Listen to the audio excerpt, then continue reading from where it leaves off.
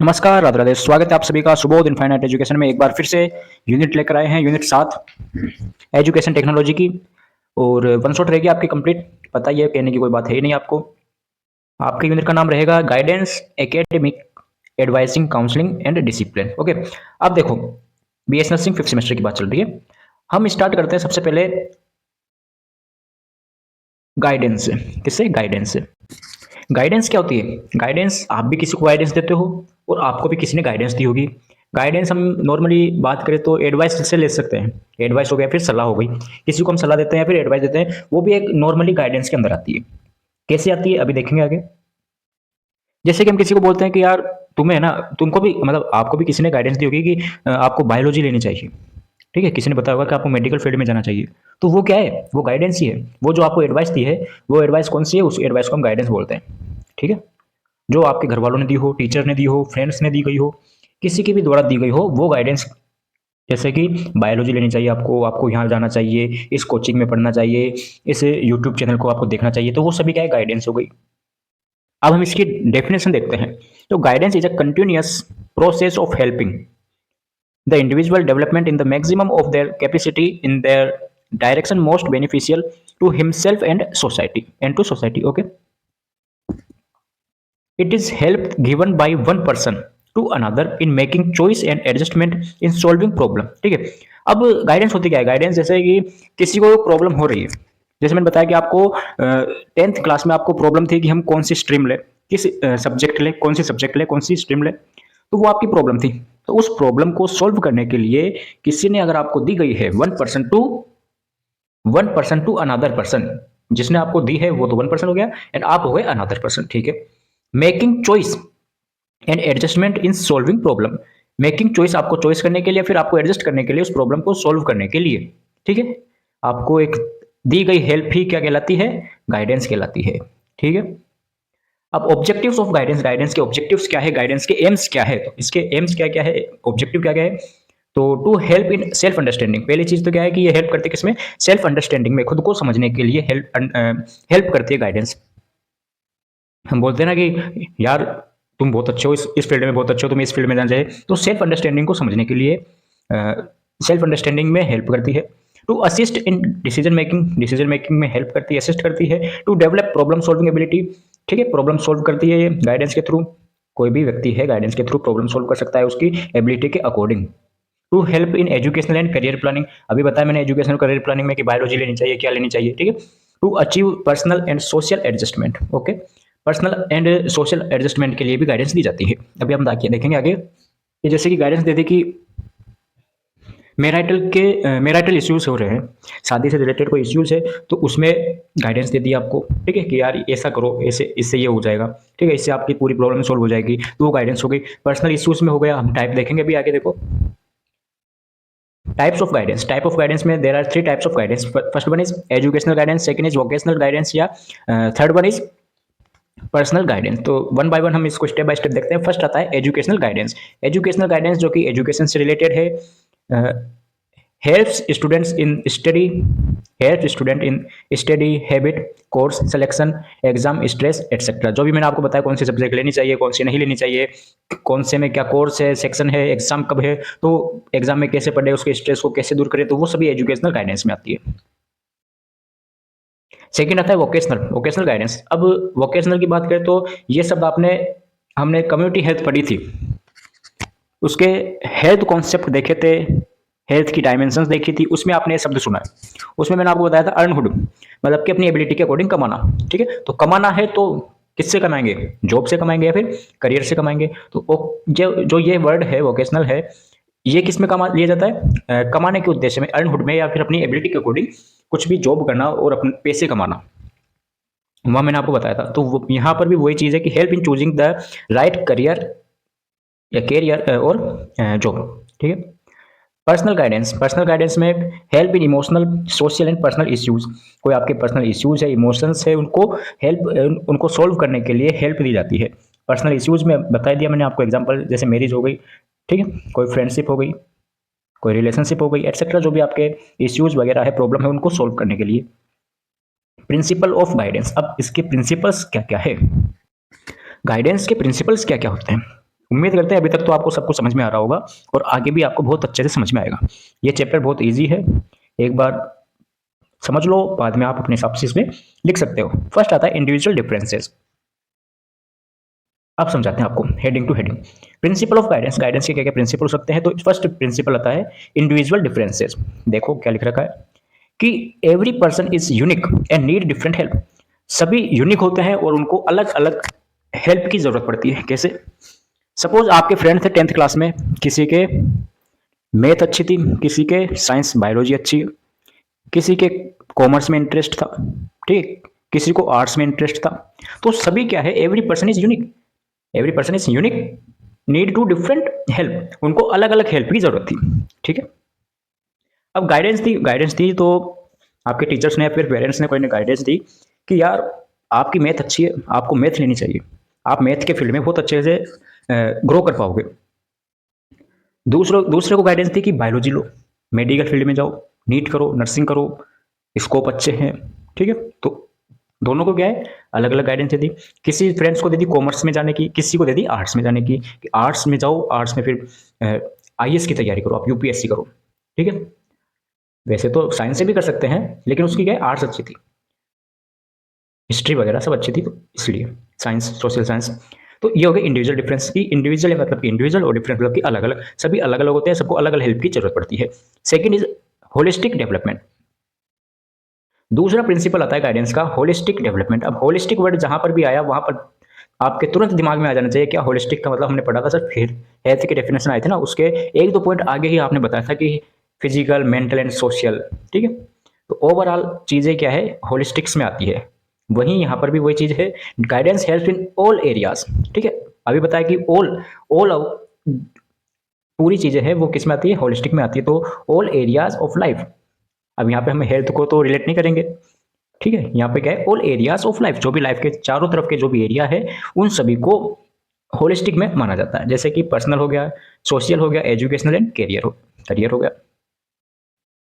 फिर आता है respect for the individual. Next definition आती है respect for, sorry next principle आता है रेस्पेक्ट फॉर द इंडिविजुअल। कैसे सर? बिल्कुल, everyone should be treated with respect and understanding. सभी को गाइडेंस में क्या है, रिस्पेक्ट के साथ देखा जाता है और उसको रिस्पेक्ट से और उसकी अंडरस्टैंडिंग उसके अकॉर्डिंग ट्रीट किया जाता है कि ठीक है ना, मतलब सब जो भी उनको प्रॉब्लम है उनकी रिस्पेक्ट की जाती है। ये नहीं कि उनका मजाक उड़ा दिया, अरे तेरी ये दिक्कत हो रही है, ऐसे हंसना नहीं है किसी के ऊपर। तो गाइडेंस में क्या है, सबको रेस्पेक्ट दी जाती है, उनकी जो प्रॉब्लम है उनको समझा जाता है, अंडरस्टैंडिंग की जाती है और उनको ट्रीट किया जाता है। नेक्स्ट आता है वॉलेंट्री पार्टिसिपेशन। अब हमने जब एनाटॉमी पढ़ी थी तो उसमें दो वर्ड आते थे, एनाटॉमी फिजियोलॉजी पढ़ी थी, उसमें दो वर्ड आते हैं, एक तो वॉलेंट्री, एक आता है इनवॉलेंट्री। वॉलेंट्री इंस्टिंक्टर और इनवॉलेंट्री इंस्टिंक्टर। वॉलेंट्री जो कि हमारे हाथ में होते हैं, हम उसको कंट्रोल कर सकते हैं। इनवॉलेंट्री जो हमारे हाथ में नहीं होते हैं, वो ऑटोमेटिक होते हैं। ठीक है। तो जैसे क्या है, वॉलेंट्री पार्टिसिपेशन से, वॉलेंट्री पार्टिसिपेशन मतलब कि हमारे हाथ में है, पार्टिसिपेट मतलब कि पार्टिसिपेट करना। तो क्या लिखा है, guidance work best when person wants help. Guidance क्या है, जब व्यक्ति को चाहिए, जब पर्सन वांट्स हेल्प, जब उसको हेल्प चाहिए तब वो ले सकता है। Guidance work best. ठीक है। कॉन्फिडेंशियलिटी मतलब कि गुप्त, प्राइवेट रखना, किसी से शेयर नहीं करना। कोई भी अगर आपको हेल्प चाहिए तो वो प्राइवेट रखे, केप्ट प्राइवेट, किसी के साथ शेयर नहीं करे। ठीक है। मान लो आपको कोई प्रॉब्लम हो रही है, आप दूसरों को बता दोगे कोई गाइडेंस वाला, तो मजाक बन के रह जाओगे आप तो सारी दुनिया के सामने। Continuous process, guidance goes on through out life, not just one. Guidance continuous process होते हैं, ये नहीं कि एक बार गाइडेंस दे दो छोड़ दिया, ऐसा नहीं है। Goal oriented, guidance helps people reach there गोल। जब तक कि वो उसके गोल तक पहुंचाया जाता है, उसकी हेल्प करके उसके गोल तक पहुंचाया जाता है। जैसे कि अभी बताया कि दोस्ती में या फिर फ्रेंडशिप में, रिलेशनशिप में या फिर मैरिटल स्टेटस में, मैरिटल इश्यूज में कोई भी आपको दिक्कत हो रही है तो उसकी प्रॉब्लम को पूरा सोल्व किया जाता है। ठीक है। ये आती है आपके गाइडेंस के प्रिंसिपल्स। आगे देखते हैं क्या आता है, बेस्ड ऑन फैक्ट। गाइडेंस है वो बेस्ट फैक्ट के बेसिस पर होती है। कैसे? देखो, decisions should be made using correct और क्लियर इन्फॉर्मेशन। ये नहीं है कि भाई आपको उलझाया जाए, गाइडेंस में ये नहीं कि उलझाया जाए कि जो गलत है उसको बता दिया जाए कि ये सही है। होते हैं कुछ कुछ लोग जो कि आपको गलत सलाह देते हैं, वो गाइडेंस के अंदर नहीं आते। गाइडेंस के अंदर जो भी डिसीजन है वो क्लियर और करेक्ट इन्फॉर्मेशन दी जाती है आपको फैक्ट के according. Preventive and development, it helps to avoid problems and support growth. ठीक है। प्रॉब्लम को अवॉइड करना और सपोर्ट करना किसमें, ग्रोथ में, इसमें हेल्प करता है ये। कॉर्पोरेशन, 10th आता है corporation. Teachers, parents and counsellors should work together to help the person. Corporation मतलब कि बोलते हैं ना कोऑपरेट करो, तुम भी हमारे साथ कोऑपरेट करो, तो वो बात आती है। टीचर्स हो गए, पेरेंट्स हो गए, काउंसलर्स हो गए। काउंसलर क्या होते हैं? जो कि काउंसलिंग करते हैं, अभी देखेंगे आगे काउंसलिंग में। तो वो सभी क्या है, एक साथ काम करके उस पर्सन की, उस व्यक्ति की हेल्प करते हैं, वर्क टुगेदर, एक साथ काम करके। ओके, फिर आता है इसके भी टाइप्स देख लो तो किसके, सॉरी ये गाइडेंस आ गया, हाँ गाइडेंस के तो चल रहा है, तो गाइडेंस के टाइप तुमने देख लिया ना, बिल्कुल गाइडेंस के टाइप देख लिए। ये डबल बार आ गया, छोड़ो इसको। फिर आता है काउंसलिंग। क्या आता है? काउंसलिंग।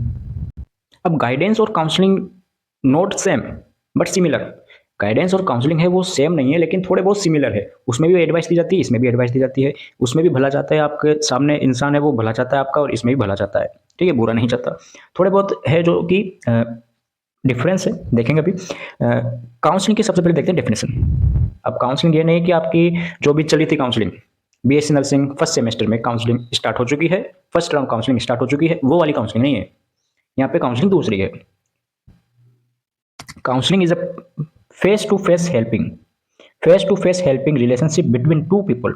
कौन कौन से पीपल हो गए? Counsellor and client. अब ये क्लाइंट है, क्लाइंट को हम क्या बोल सकते हैं? काउंसली। क्या बोल सकते हैं? काउंसली बोल सकते हैं। जिसकी काउंसलिंग की जाती है उसको काउंसली बोल देते हैं, और जो काउंसलिंग करता है उसको काउंसलर बोल देते हैं, ठीक है। दो पीपल है, उनके बीच में फेस टू फेस हेल्प की जाती है। वेयर द क्लाइंट्स या counselee is help to understand and resolve their mental और इमोशनल प्रॉब्लम। ओके, उनकी प्रॉब्लम को सोल्व किया जाता है काउंसलर के थ्रू, किसकी? क्लाइंट की या फिर काउंसलिंग की। ओके, काउंसलिंग की प्रॉब्लम को। अब इसके ऑब्जेक्टिव्स देख लेते हैं। ऑब्जेक्टिव भी देखो आप दोनों में अगर देखोगे तो सिमिलर दिखेंगे आपको। टू सॉल्व पर्सनल और emotional problems, to improve decision making ability, to promote mental health and adjustment, to help education and career planning, to develop positive attitude and confidence। ठीक है, थोड़े बहुत है जो अलग है, बाकी सब में सेम है। टाइप्स देख लेते हैं। There are also 3 types, directive, non directive and, ठीक है। फर्स्ट आता है डायरेक्टिव। तो डायरेक्टिव काउंसलिंग में आपको एडवाइस दी जाती है। Counsellor gives advice and directions, ठीक है। काउंसलर है, सपोज मैं काउंसलर हूँ, आपकी काउंसलिंग कर रहा हूँ, आपको एडवाइस दे रहा हूँ, तो counsellor gives advice and direction. वो आपको एक तरीके से पूरी नॉलेज देगा कि आपको ये करना चाहिए, अभी इस करने के बाद, ये करने के बाद में आप ये करो, ठीक है। आपको बीएस नर्सिंग कर ली आपने, बीएस नर्सिंग के बाद में आपको नोट सेट करना है, ठीक है।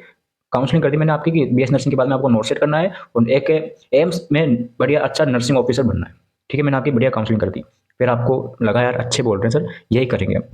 नॉन डायरेक्टिव में क्या आता है? नॉन डायरेक्टिव में काउंसलर यानी कि मैं ओनली लिसन, मैं केवल आपकी प्रॉब्लम सुन रहा हूँ, and help the person and find their own solution. जैसे आपने कहा कि सर मैंने बीएस नर्सिंग तो कर ली, अब मैं क्या करूँ, ठीक है। आपने बताया, मैं काउंसलर हूँ, आपने बताया मुझे कि सर मैंने बीएस नर्सिंग कर ली या कर रहा हूँ, अब बीएस नर्सिंग के बाद में मैं क्या करूँगा? मेरा 5वां सेमेस्टर चल रहा है, अब इस सेमेस्टर को निकलने के बाद में मैं क्या करूँ? तो मैं आपको बताऊंगा कि ऐसा है, खुद सोच भाई, अपने हिसाब से कर, मेरे से मत पूछ। मैंने सुन ली आपकी बात कि हाँ भाई अच्छा है, 5th सेमेस्टर में है, अब तुम्हें जो करना है तुम्हारी एबिलिटी के अकॉर्डिंग करना है, तुम्हें कुछ भी करना है वो आपको खुद को फाइंड करना है, खुद को ढूंढना है क्या करना है क्या नहीं करना। तो ये होता है नॉन डायरेक्टिव। और लास्ट आता है third, eclectic counselling. Eclectic counselling में combination of both method, direct और इनडायरेक्ट का दोनों का कॉम्बिनेशन होता है इसमें। कैरेक्टरिस्टिक्स ऑफ काउंसलिंग, काउंसलिंग के क्या क्या कैरेक्टरिस्टिक्स होते हैं? तो it is confidential and trust based. क्या होनी चाहिए? एक तो वही प्राइवेट नोट से, ट्रस्ट बेस्ड विश्वासपूर्ण होनी चाहिए काउंसलिंग, यानी कि आप कुछ भी कर दो। It involve two way communication. क्या है टू वे कम्युनिकेशन? कम्युनिकेशन पढ़ाया था मैंने, उसमें बताया था टू वे कम्युनिकेशन क्या होता है। दो लोगों के बीच में बातें चल रही है, ये भी बोल रहा है, दूसरा भी बोल रहा है, वो सुन रहा है, वो सुन रहा है, ठीक है। तो ये क्या गया? टू वे कम्युनिकेशन हो गया। It is voluntary not force, ये भी कोई वॉलेंट्री है, जबकि आपकी काउंसलिंग है वो गाइडेंस है वो भी वॉलेंट्री, नॉट फोर्स, यानी कि जबरदस्ती आपको लेकर आई, अरे इधर मैं करूँगा तेरी काउंसलिंग, ऐसा नहीं है। It it aims at personal growth and adjustment, वहाँ पर भी यही चीज़ थी प्रिंसिपल्स में, यहाँ पे वही है। It is done by a trained counsellor, ये एक ट्रेंड काउंसलर के द्वारा दी जाती है, ठीक है, जो कि एक प्रोफेशनल होता है बिल्कुल। प्रिंसिपल्स ऑफ काउंसलिंग, प्रिंसिपल्स क्या क्या हो सकते हैं इसके? फर्स्ट एक्सेप्टेंस, एक्सेप्टेंस या एक्सेप्टेंस जो भी बोल सकते हो आप। द काउंसलर एक्सेप्ट या accept the person as they are without judgement, ठीक है। जैसे कि आप पर्सन हो, मैं काउंसलर हूँ, तो आप जैसे हो उस ग्रुप में मुझे एक्सेप्ट करना चाहिए, ये नहीं कि मैं आपको जज कर रहा हूँ, ठीक है, कि यार कहाँ फंस गया मैं इसकी काउंसलिंग करने के लिए, तो ऐसा नहीं होना चाहिए।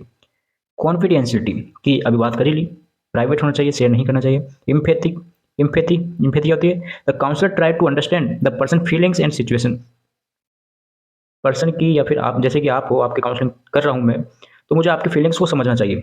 अब आप किसी के बारे में बता रहे हो कि वो ऐसा है, उसने मेरे साथ ऐसा किया, तो मैं आपकी फीलिंग समझूँ, ठीक है, आपकी सिचुएशन समझूँ, उस फीलिंग समझूँ, इमोशनल फीलिंग है, लव या रोमांटिक जो भी है, मतलब एटसेट्रा, सॉरी, तो मैं आप उसको समझूँ, ठीक है, समझने की कोशिश करूँ।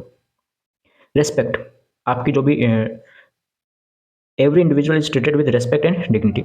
आपके जो भी इश्यूज है उनको मैं रेस्पेक्ट करूँ, अभी बताया उसमें गाइडेंस की प्रिंसिपल्स में बताया मैं आपको, ये सब आप वहाँ पे बात कर ही ली हमने, ठीक है। रियल होना चाहिए, ऑनेस्ट होना चाहिए, ठीक है। और ब्लेम द पर्सन, ये नहीं कि ब्लेम करो, नॉन जजमेंट एटीट्यूड।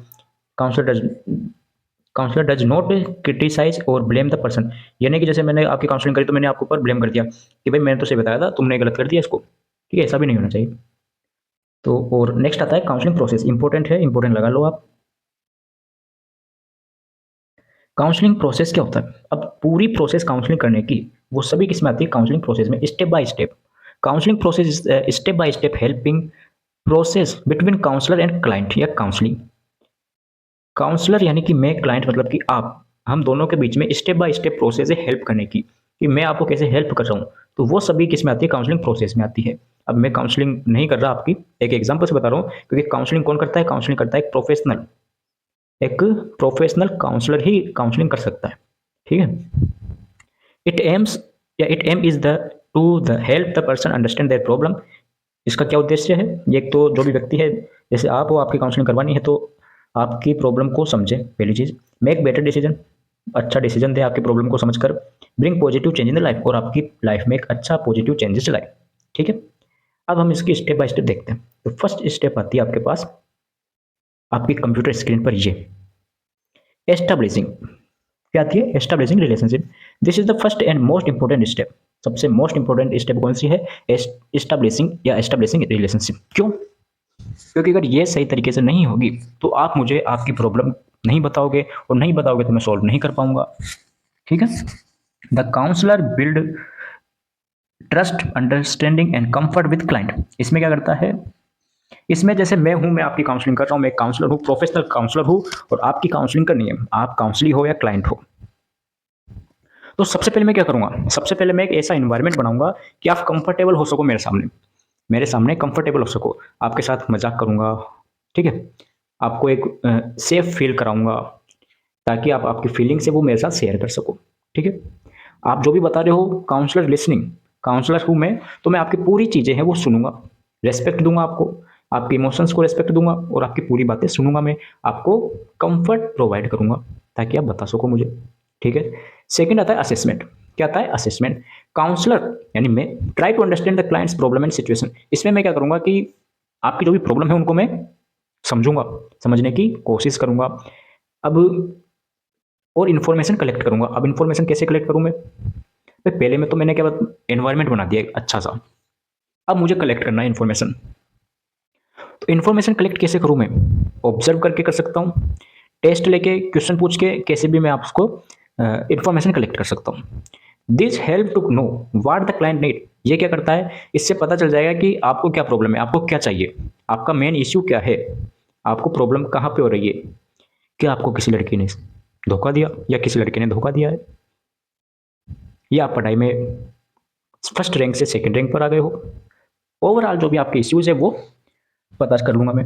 फिर आता है सेटिंग गोल्स। अब मैं गोल सेट करूंगा, जैसे जैसे कि मुझे पता चल गया कि आपको किसी ने धोखा दिया है, ठीक है, दोस्त ने धोखा दिया है, तो धोखा दिया है तो अब मैं क्या करूं? उस धोखे को चेंज करो, या फिर आपको कुछ अच्छी एडवाइस तो काउंसलिंग करो आपकी कि कोई बात नहीं, चलता रहता है, और देखो, ठीक है, दूसरा देखो कोई। तो एक ही हो गया। तो ऐसे में आपकी क्या है, गोल सेट करूंगा काउंसलर एंड, या फिर जैसे पढ़ाई का एग्जांपल लिया था, फर्स्ट रैंक से सेकंड पे आ गया, तो आपको बताऊंगा इस बार और अच्छे से मेहनत करो, फर्स्ट पर आओ, ठीक है। तो काउंसलिंग कर दी, गोल सेट कर दिया मैंने। Counsellor and clients decide together. Counsellor यानी कि मैं और आप दोनों आपस में बैठ जाएंगे और अच्छे से गोल तैयार कर लेंगे। अब सुनो, goal should be clear, realistic and possible to achieve. कि गोल ऐसे सेट करेंगे कि हम उसको प्राप्त कर सके। अगर वो अचीवेबल ही नहीं होंगे तो हम क्या करेंगे? जैसे कि आप बोल दो सर मैं चांद पे जाना चाहता था लेकिन मैं क्या करूँ? तो चांद पे जा सकते हैं लेकिन अभी हमारे पास पॉसिबल नहीं है। चांद पे जाना मुश्किल नहीं है क्योंकि बहुत लोग गए हैं, साइंटिस्ट गए हैं मतलब। Example improving confidence, reducing stress और इंप्रूव रिलेशनशिप। ठीक है, रिलेशनशिप सब चीज़ में आएगा। फिर आता है इंटरवेंशन। इंटरवेंशन में जो भी हमने गोल सेट किया था उसको इंप्लीमेंट कर दो, उसको एक्शन में ले, एक्शन कर दो उस पर। The counsellor use different technique to help the client solve problem. बहुत सारे टेक्निक यूज लेता हूँ मैं आपकी प्रॉब्लम को सोल्व करने के लिए। This can include giving advice, advice दे सकता हूँ मैं आपको, टीचिंग न्यू स्किल्स, नई स्किल्स सिखा दूँ मैं आपको कि ऐसा करो, ऐसा करने से आप वो आपके साथ रहेगा या आप उसको अचीव कर सकते हो, आप उसको ले सकते हो, प्राप्त कर सकते हो आप उसको। Help the client think positive way. आपको बताऊंगा कि 10 दिन है आपके पास, बिल्कुल पॉजिटिव सोचो, ऐसा समझो कि ये चीज़ मेरे पास ही है। ठीक है, इमेजिन करते रहो, तो वो पॉजिटिव थिंकिंग मैंने आपके अंदर पैदा कर दी, क्रिएट कर दी। The client take action to make change their life. ठीक है, मतलब कि इसमें हमने जो भी गोल सेट किया था उसको एक्शन में कर दिया, हमने उसको प्राप्त करने के लिए काम किया। फिर अगली प्रोसेस आती है हमारे पास टर्मिनेशन। टर्मिनेशन है फॉलो अप या इवेल्युएशन बोल सकते हैं इसको। When the goals are achieved, जब हमारे गोल प्राप्त हो चुके हैं, जो हमें चाहिए था या चाहिए थी वो हमें मिल चुका है, मिल चुका है, तो काउंसलिंग प्रोसेस खत्म हो चुकी है, एंड हो चुकी है, टर्मिनेट हो चुकी है। ठीक है, द काउंसलर यानी कि मैं check the progress made by client, मैंने पूरी प्रोसेस चेक करी है। फॉलो अप सीजन या session, sorry, follow up session may be done later to make sure the client counselling client continue doing well. ठीक है, अगर नहीं हुई है तो मैंने आपको बताऊंगा कि अब आगे आपको क्या करना है। ठीक है, और लास्ट आता है आपके पास importance of guidance and counselling in nursing. Nursing के अंदर क्या रोल है, गाइडेंस और काउंसलिंग का क्या रोल है नर्सिंग के अंदर, पढ़ क्यों रहे हैं अपन इसको। हेल्प इन पर्सनल डेवलपमेंट, एक तो क्या है नर्स के पर्सनल डेवलपमेंट करती है, कैसे करती है, तो कॉन्फिडेंस, सेल्फ अंडरस्टैंडिंग, एक पॉजिटिव एटीट्यूड है वो बनाएगी काउंसलिंग में। इंप्रूव कम्युनिकेशन, कम्युनिकेशन को इंप्रूव करेगी, बोलने का तरीका हो गया। Teachers nurse how to talk, teacher और नर्स से कैसे बात करते हैं, ठीक है, पेशेंट से कैसे बात करनी है, फैमिली के साथ कैसे बात करनी है, तो वो इंप्रूव करना है। रिड्यूस स्ट्रेस, अब देखो नर्स है, नर्स के पास बहुत सारा वर्कलोड हो रहता है कि उनको फैमिली को भी टाइम देना पड़ता है, दोस्तों को भी टाइम देना पड़ता है, पेशेंट को टाइम दो, स्टाफ को टाइम दो, ठीक है, और भी मीटिंग हो गई, ओवरऑल बहुत सारी चीज़ें होती हैं, वर्कलोड बहुत ज़्यादा रहता है। Emotional stress, anxiety, workload pressure है, तो इनको इस स्ट्रेस को क्या है रिड्यूस करने में काम ली जाती है। प्रमोट बेटर पेशेंट केयर, इससे क्या है through counselling nurse learn empathy and provide better emotional support to patient, कि पेशेंट को बहुत अच्छे से हम सपोर्ट दे सकते हैं, इमोशनल सपोर्ट दे सकते हैं, ठीक है, उसको अच्छा ट्रीट कर सकते हैं अच्छे से। Solve personal and professional problems, ठीक है, बहुत सारी ऐसी प्रॉब्लम्स होती है, पर्सनल भी होती है, प्रोफेशनल भी होती है, उनको भी क्या है हम सॉल्व कर सकते हैं, नर्स की बात चल रही है। Guidance nurse to handle work place issues और पर्सनल कॉन्फ्लिक्ट्स। कॉन्फ्लिक्ट्स का मतलब क्या होता है, कमेंट करें, कॉन्फ्लिक्ट्स का मतलब हमने साइकोलॉजी में पढ़ा था, और अभी भी आपको क्या है कमेंट करना है। कमेंट करोगे तो मैं समझ जाऊंगा कि हाँ भाई पढ़ रहे हो आप, ठीक है, कमेंट करो।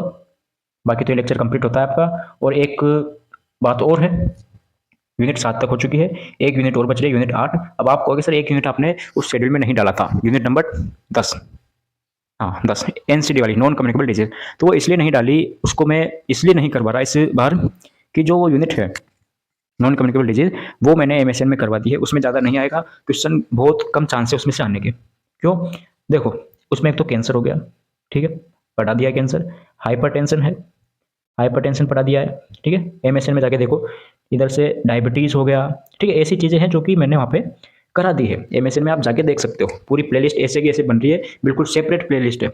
एमएसएन में जाओ और चेक करो, मेडिकल सर्जिकल नर्सिंग का जो लेक्चर है उसमें जाके टेस्ट चेक करो आप, पूरी आपको ऐसे कैसे सेपरेट मिल जाएगी चैप्टर वाइज, ठीक है।